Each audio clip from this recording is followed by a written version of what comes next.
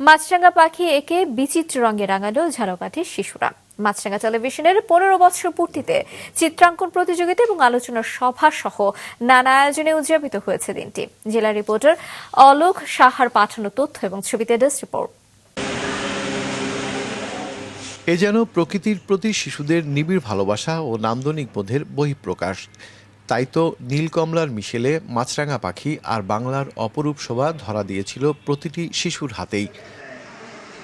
মাছরাঙা টেলিভিশনের বর্ষপূর্তি উপলক্ষে ঝালকাঠি প্রেস ক্লাবের কাজী খলিলুর রহমান মিলনায়তনে তাদের নিয়ে আয়োজিত হয় চিত্রাঙ্কন প্রতিযোগিতা। পরে কেক কাটা ও আলোচনা সভা অনুষ্ঠিত হয়। মাছরাঙা টেলিভিশন ইতিপূর্বেই একটি স্বতন্ত্র জায়গা করে নিয়েছে। আমি আশা করব আজকের এই দিনে আমার প্রত্যাশা থাকবে যে মাছরাঙা টেলিভিশন একত্রের চেতনা, স্বাধীনতার চেতনা, এই চেতনাকে ধারণ এবং লালন করে উত্তরোত্তর এগিয়ে যাবে। অনুষ্ঠানে বস্তুনিষ্ঠ সংবাদ ও মানসম্মত অনুষ্ঠান প্রচারের জন্য মাছরাঙা টেলিভিশনের প্রশংসা করেন অতিথিরা।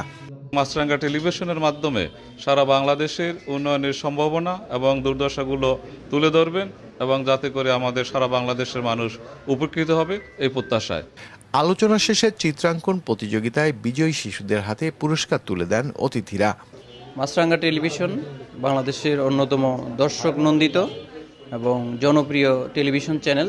এই টেলিভিশন চ্যানেল বস্তুনিষ্ঠ সংবাদ পরিবেশনা এবং একই সাথে বিনোদনে দর্শকদের মন জয় করেছে। সংবাদকর্মী যারা আছেন তারা নিরলসভাবে কাজ করে যাচ্ছেন।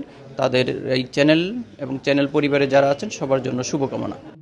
মাছরাঙা টেলিভিশনের উত্তরোত্তর সমৃদ্ধি কামনা করেন অনুষ্ঠানে উপস্থিত অতিথি ও শুভানুধ্যায়ীরা। মাছরাঙা নিউজ ডেস্ক।